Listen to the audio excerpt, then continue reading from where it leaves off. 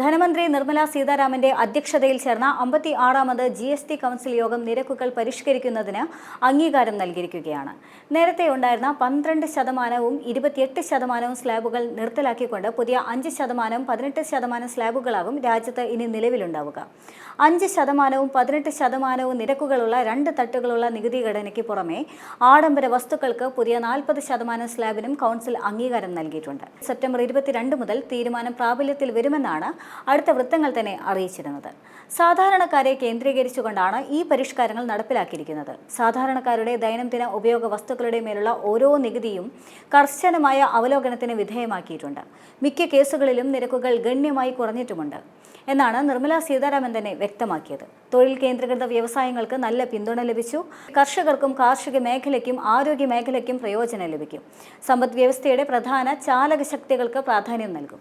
ധനമന്ത്രി യോഗത്തിന് ശേഷം മാധ്യമങ്ങളോട് പ്രതികരിച്ചതിലെ വാക്കുകളാണിവ. നിർണായകമായ GST കൗൺസിൽ യോഗത്തിലായിരുന്നു ഈ സുപ്രധാന തീരുമാനം ഉണ്ടായത്. പുതിയ പരിഷ്കാരത്തിന്റെ ഭാഗമായി പാൽ, പനീർ, ലഘുഭക്ഷണങ്ങൾ, ബ്രെഡ് എന്നിവ ഉൾപ്പെടെ 175 പൊതു ഉപഭോഗ ഇനങ്ങൾ വില കുറഞ്ഞായിരിക്കും. ഹെയർ ഓയിൽ, ടോയ്ലറ്റ് സോപ്പുകൾ, ഷാംപൂകൾ, ടൂത്ത് ബ്രഷുകൾ, ടേബിൾ വെയർ, കിച്ചൺ വെയർ തുടങ്ങിയ വസ്തുക്കൾക്ക് ഇപ്പോൾ 5% ബ്രാക്കറ്റിൽ ഉൾപ്പെടും. UHT, പാൽ, പനീർ, ചേന, പറോട്ട ഉൾപ്പെടെയുള്ള എല്ലാത്തരം ഇന്ത്യൻ ബ്രെഡുകളുടെയും നികുതി 5%-ൽ നിന്ന് 0-ലേക്ക് മാറും. കണ്ണടകൾക്ക് ഇനി 5% നികുതി ചുമത്തും. നിലവിൽ 12% നികുതി ചുമത്തുന്ന 99% ഇനങ്ങളും ഇനി 5%-ൽ താഴെയാകും.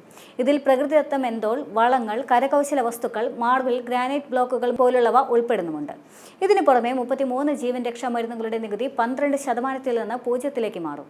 നിലവിൽ 28%-ൽ നികുതി ചുമത്തുന്ന ഏകദേശം 90% സാധനങ്ങളും 18%-ലേക്ക് മാറും. ഇതിൽ എയർ കണ്ടീഷനിംഗ് മെഷീനുകൾ, 32 ഇഞ്ച് കൂടുതലുള്ള TVകൾ, ഡിഷ് വാഷിംഗ് മെഷീനുകൾ, സിമന്റ്, 300 DC-യിൽ താഴെയുള്ള ചെറു കാറുകൾ, മോട്ടോർ സൈക്കിളുകൾ എന്നിവയും ഉൾപ്പെടുന്നുണ്ട്.